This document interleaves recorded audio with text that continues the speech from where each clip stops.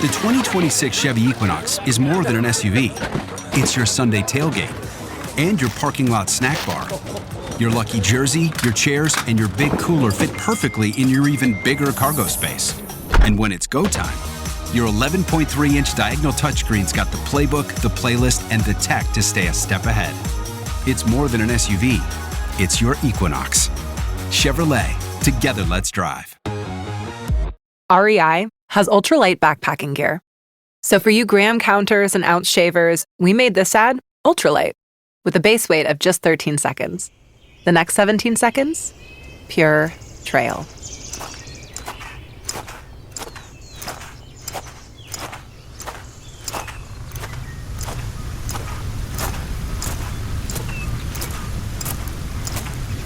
Find more with less in-store and at rei.com.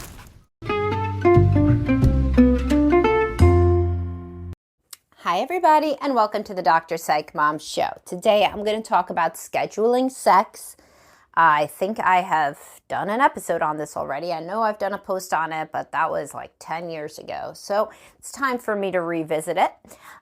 Please do subscribe. My most recent subscriber episode, let's see, I have incompatibility is more important than people think. And I just recorded one on my favorite saying, one of my favorite sayings, which is you don't have to attend every argument you're invited to, and how internalizing that can transform your relationships. Okay, so let's get to scheduling sex. So, you know that I've always told you to join the Facebook group, and you should join the Facebook group, the Facebook secret group. Your friends don't see what you write in there, only other members. And there was a thread recently about scheduling sex and who it works for. And I want to clear up any kind of misconceptions about that. So scheduling sex is not for people that do not want to have sex, right? So, I mean, that goes without saying to me. So if you do not want to be having sex at all, if you have decided you do not want to have sex in your marriage, you are, maybe you don't have any more sex drive, your marriage is so conflictual, you dislike the person, you have zero affinity toward them or attraction toward them, you find them to be upsetting, or you've had so much fighting that you just can't tolerate them, or whatever your case may be, you're not going to schedule sex, right? Because you don't want to have sex at all. So why would you be scheduling something you hate? You know, in this case, you got to think about the relationship. Do you guys want to stay in a sexless relationship? I mean, or not? People have reasons pro and reasons con, like anything else. But scheduling sex, it's not like magic. It's not like somebody who never, ever wants to have sex with you by virtue of it being on the calendar is going to have sex with you, right? You know, definitely not. Who does it work for? People who want to have sex, people who have the desire to have a better sex life, but they understand responsive desire is a thing. They need more time to get ready. They need to get themselves into a good headspace. A lot of women like to shower. They like to feel good about themselves. You would know, for example, that you're going to put the kids down earlier, or if you're older, like so many of my clients are at this point, as I age, everybody ages with me. That's the people who listen to and read my stuff. Well, all of us now are middle-aged, pretty much. Although I do like my outliers, some of my young people still do listen.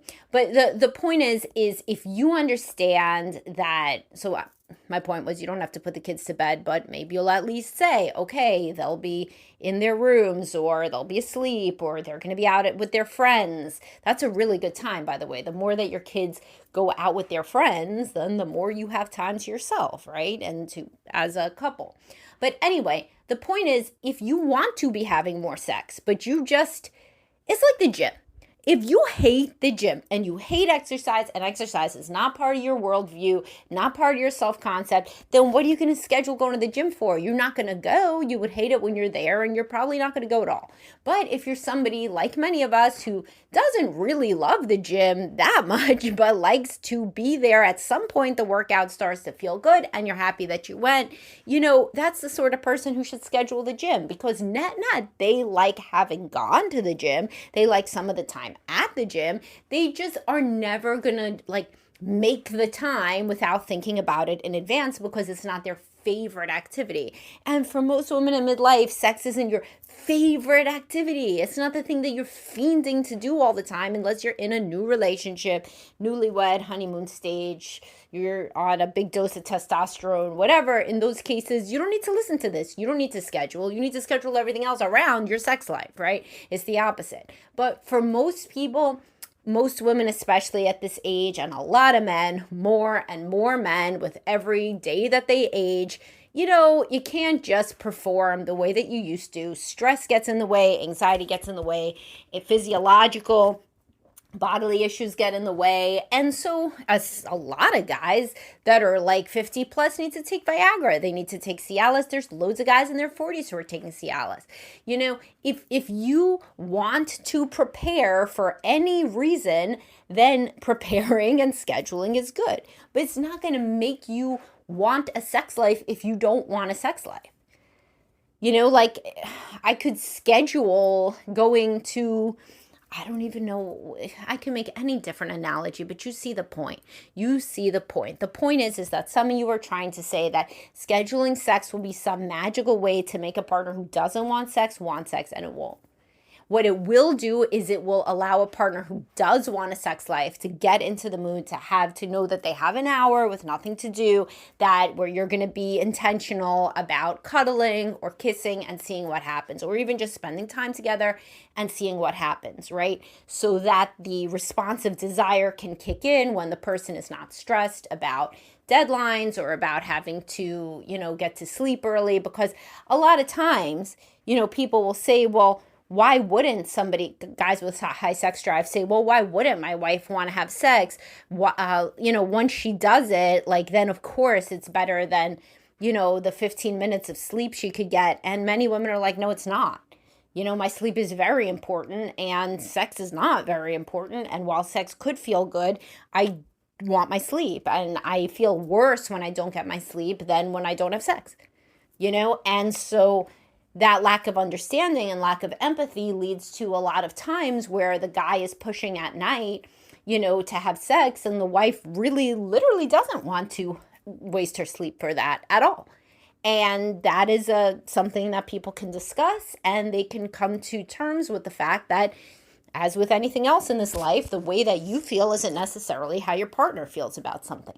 So for people where there is a mismatch in libido, of course, but also in the timing, in how well they do with knowing that something else is coming up, which obviously sucks out a lot of the relaxation for a lot of people who, especially more sensitive people, they can't enjoy themselves if they know that, that something is going to happen that is bad because they're having sex, whether that's that they're going to be tired the next day, or it's that the baby's going to start crying, or it's that they may have to get their phone to pick up their teenager any second, whatever the case may be. If you can limit those things that interrupt, those interruptions, then there is a possibility that you are going to have a better sexual encounter. And again, within the context of both people wanting a good marriage and a good sex life, then scheduling will work. Now, don't schedule some crazy amount, right? You can schedule it twice a week. If you're young, schedule it as many times as you want. If you are in midlife, if you are in your 40s, 50s, schedule it once or twice a week. Start with once a week. See what happens, right? And if it works for you, then that's great.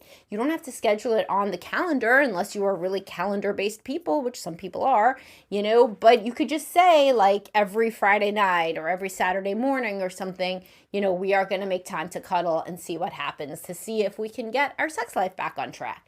But again, if the person doesn't want to get their sex life back on track and has never indicated that they do, that they miss it, that they wish that y'all had more sex, then this is just yet another thing that's going to go poorly. And the reality is you have to think about, this person doesn't want sex anymore. They just don't. So do you want to keep pushing them into sex that they don't want to have? Because no, you probably don't, because nobody really wants to be having sex with somebody who's laying there wishing that they weren't having sex.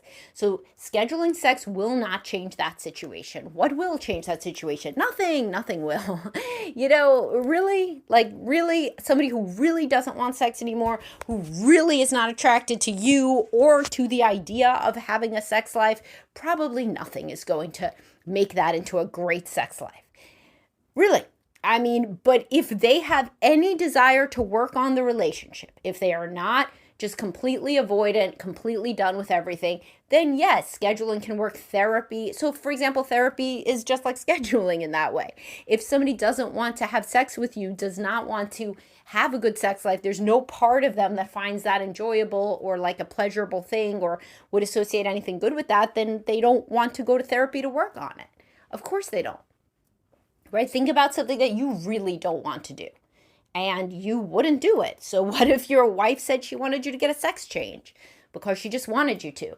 You wouldn't want to do that. You wouldn't want to go to a bunch of therapy sessions designed to explore ways that you could do that. You wouldn't want to schedule the operation, to have a sex change unless you, of course, want a sex change. But that's like a sort of thing where guys would be like, well, no, I know I wouldn't want that.